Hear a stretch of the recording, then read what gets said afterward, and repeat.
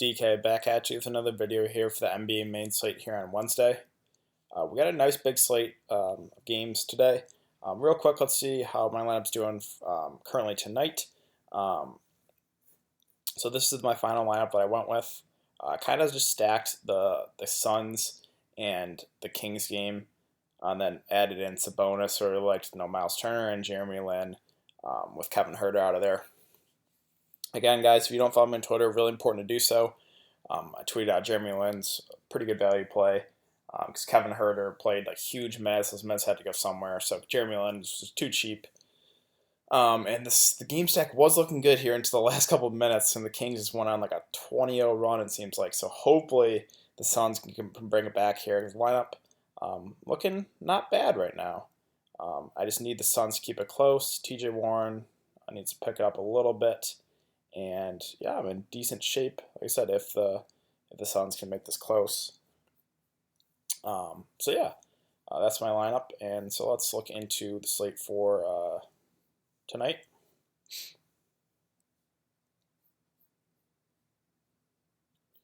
Okay, so I gotta go to the 2-gamer here, or the Wednesday. Okay.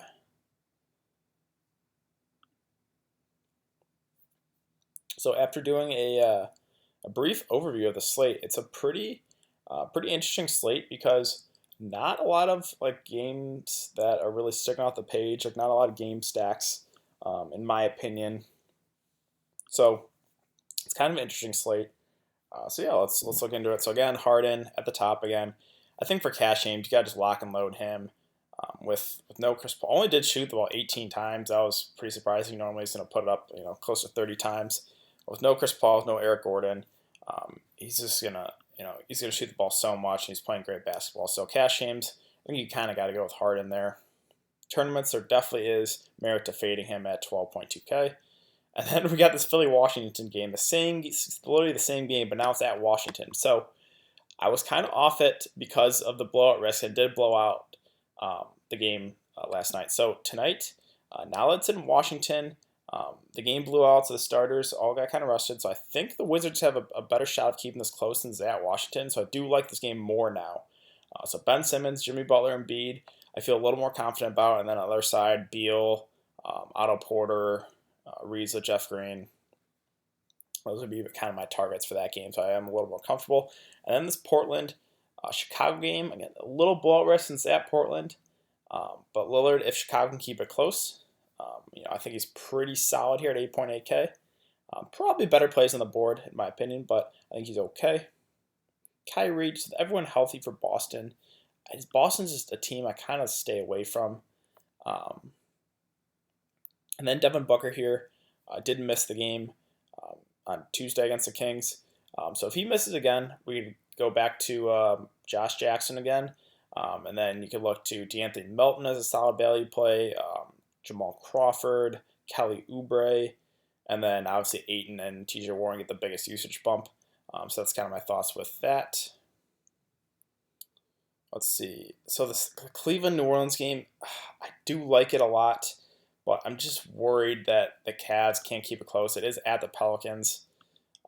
So I would like targeting a couple of these guys on the Pelican side, but I'm just a little worried about the Cavs blowing them out. And then Atlanta-Brooklyn. So this is probably the most game stackable game.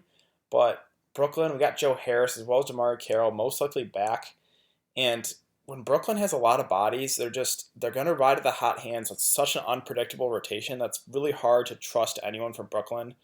Literally, you cannot trust anyone on the team when they have a lot of bodies healthy. So Brooklyn, I think for GPPs it is viable. Take a shot if you guess right on a couple of the Nets that do really well. It's a dream matchup against Atlanta, so I think if you guess right, and the right guys get the minutes for Brooklyn, you could be in great shape. The Atlanta side of the ball, I think it's definitely more viable to pick a couple guys. So I'll talk about that in a sec. Let's see. So Ingram, so Lakers guys with Kuzma back. I think they're all priced about right. Ingram here at 7.5. Even with Kuzma back, we got Kuzma, Ingram, Josh Hart, and Lonzo Ball going to play most of the game. And then it kind of takes with Kuzma back the value plays like KCP and Lance Stevenson out of play for me. So I think you could go with a couple of these Lakers. I think they're priced about right, though. Alonzo seems, he would be the one seems a little underpriced. He's kind of been up and down, but again, no LeBron, no Rondo. Should play most of the game. So 6.8K seems a little cheap, and he's got a pretty good matchup there against Reggie Jackson. So then you got Chris Dunn and Levine, who are just too cheap, but there is the blowout risk. But if the Bulls keep it close, it's going to be because of a big game from Dunn and Levine, who should play most of the game in a close game. So I do like Dunn and Levine a lot. I just got to pray that the Bulls can keep it close. So I really don't mind pairing both these guys together, but the risk is that Portland kind of sweeps the floor with the Bulls. Let's see, McCollum is, you guys know, if you guys watching my videos for a while now, it's just I'd rather pay the extra whatever it is to get Lillard, but I think McCollum's okay. Trae Young, so I think he's definitely doable here at 6.2K. Should play right around 30 minutes in a favorable matchup, so I think Trae Young is a pretty solid play here. Then Josh Hart again should play most game. Played 44 minutes against Dallas. He's been a little up and down too, but 6K, I think he's definitely doable. Let's see. So Bledsoe, 5.9K. Seems a little cheap for Eric Bledsoe. It's just, I don't like targeting a lot of the Bucks when everyone's healthy. I kind of just it's Giannis for me or no one else. But the price tag seems pretty appealing for Eric Bledsoe. Then Elf Payton, I'm just worried about can the Cavs keep it close. If they can keep it close, a couple of these Pelicans could have huge games here. Kyle Anderson, same again, revenge game again. 29 minutes, about 24 fantasy points. Price has come up to 5.5K, where probably going to stay away. Let's see. So we got Larry Nance got missed or was played, but then got injured. So if he misses again, we could look to Clarkson. We could look to a couple of these guards, C.D. Osman, Tristan Thompson would probably be asked to play a lot of minutes with Larry Nance out of there. So we're going to have to kind of wait for news with that. And then we also got Ricky Rubio's out, as well as Dante Exum. So both those guys out. It's going to be up to kind of Raul Neto to man the point guard duties. So I think he's a pretty solid value player, 4.3K starting point guard against Orlando. Should play 30-plus minutes in my opinion. Sure, they could run Donovan Mitchell a bit at point. And then for backup point, I don't know, maybe they run Mitru Long. I don't know. But I think that's definitely going to be Neto that picks up a start, and then Donovan Mitchell can run some point as well. Okay, let's see. Is there anyone else down here that I really want to talk about? Okay, so Reggie Jackson, again, kind of like the Eric Bledsoe situation. I never really like playing Reggie Jackson, but it's just a price tag. I know he really hasn't been playing that well, but for a starting point guard against the Lakers at 4.6K, I know the myths have been kind of fluky, but I think you could take a shot on him. And honestly, for cash games too, he should get you I would say a floor of 20 fantasy points. So I think Reggie Jackson's pretty solid there. And then we got Dallas, so we got Dennis Smith Jr. as well as Luka Doncic are both questionable. So we're going to have to kind of wait for news there. If one of those two guys miss, then I'd like the other a lot. If both of them miss, then we could look to some value guys like J.J. Barea. We could look to Jalen Brunson. And then you could look to a couple of other regular normal starters like maybe Wes Matthews, Harrison Barnes. So we're going to have to kind of wait for news with that. Let's see. Okay, let's move on to shooting guard. And Beal, so, I was worried about the blowout, and it did happen. He still did pretty good, and I think he got 40 fantasy points or so, even in a blowout. So this game stays close. I think Beal could have a monster game, and I'm a little, more secure since that Washington that the Wizards can keep it close. So I do like Beal here at 8.9K. Let's see. I got D'Angelo Russell, Dinwiddie. I don't know with Brooklyn, especially with Carroll and Joe Harris back now. I definitely think this is a dream matchup. So Russell, he's been up and down. I don't know if you can do it for cash, but for GPPs, yes. I think a couple of these nuts, again, are going to have pretty good games because of the great matchup, but it's just so hard to predict. Brooklyn's, they're just going to go with a hot hand. So if you pick a guy and if you pick D'Angelo Russell and he's shooting cold, they could limit him 20 or so minutes. So that's why it's kind of like GPPs only. Jimmy Butler, Again, I'm a little more confident in this game staying close. I do like him, Ben Simmons, and Embiid. Let's see. Like cheap shooting guards. I'm trying to see if there's anyone really popping off the page. Where's Jeremy Lin? So Jeremy Lin, if Kevin Huerter misses again, I would like him a lot at 4.2K. I played him, got me 36 fantasy points, I think.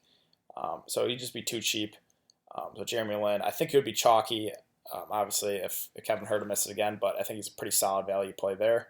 And then Bembry, also you could give a look to. He also had a pretty solid fantasy night. I think he had like 5 or 6 steals or something. It's not going to pop up yet because the game's just happened. But Bembry, you could give a look to as well if Herder misses again. And Napier, again, like it's just hard to trust. He played those big minutes because a lot of those guys were out, but with Joe Harris and with DeMar Carroll back, he should play right on 30 minutes or 20 minutes, but 25 minutes. But if he's shooting the ball well, they might push him for 30 minutes. That's why it's just hard to trust the Nets guys. So small forward Giannis, again, if you're playing cash games, the flocks are going to go to James Harden. So Giannis, I think, is a pretty solid pivot here at 11.1K. Let's see. So Kyle Kuzma at 7K. His first game back kind of had an off night, 4 of 20. Detroit does play big. So Kuzma, should be asked to play a lot of minutes. Probably at the power forward. I don't see him playing running that small ball with Detroit kind of running big. So I think Kuzma plays a lot at the 4. I was thinking he's pretty solid there at 7K. Middleton, kind of the same thing with Bledsoe. Like, I don't like playing these guys when everyone's healthy, but it's just the price is kind of appealing here at 6.4K. So Middleton, Bledsoe, I am considering both of them today. And then Otto Porter, Ariza, Jeff Green. This game stays close. It's going to be because a couple of these guys, as well as Brad Beal. So I think you could take a shot on a couple of those guys. Let's see. Josh Jackson, I would have interest in if Devin Booker misses, so we're going to have to kind of wait for news with that. Osman, so if Larry Nance misses again, I think Osman could play a little more at the 4. So I think that would give him a little more minute security in an up-tempo game against the Pelicans. I think he's a pretty solid player there, 4.4K. Okay, so let's move on to the power forward position. So Anthony Davis, I think he's going to go pretty underowned because, again, I think a lot of people are going to have the same mindset as me as, they just think the Pelicans are just going to blow out the Cavs. If the Cavs somehow keep it close, Anthony Davis could have a huge game. So I think he's going to be pretty low owned in GPPs. Anytime you can get AD at low ownership is pretty good. So I think you could take a shot there for GPPs. And then John Collins, I really like him in this matchup against Brooklyn. I talked him up, against Toronto. It's just too cheap at 6.9K. And he had a very good game. I didn't play him, but he had a very, very good game. And now he's got a dream match against Brooklyn. The price hasn't really come up. The only way he can not get you there if he gets in foul trouble, which he seems to do a lot when I play him, so it is frustrating. But if he stays out of foul trouble, he should play 35 or so minutes. So I do like him a lot. And Sabonis, I would go back to the wall for sure if Miles Turner misses again. So if Miles Turner misses, I'll kind of just lock in Sabonis. Let's see. Again, like Carroll, Joe Harris, you could take a shot on. I guess DeMar Carroll does have some revenge game too. I used to play for the Hawks. He has been playing some pretty solid basketball too. His minutes seem kind of secure, I guess. He seems like the one net that seems pretty secure in his minutes, 31, 35, 29, 27, 31.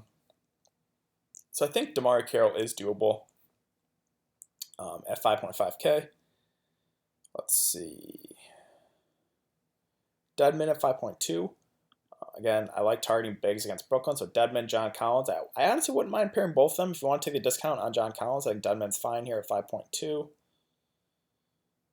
Let's see, Bobby Portis. So I like playing, high usage guys on the bench. So his first game back, played 20 minutes, got 24 fantasy points. But we have seen, them limit him to like about 20 minutes. So, could he get you there in 20? Yes.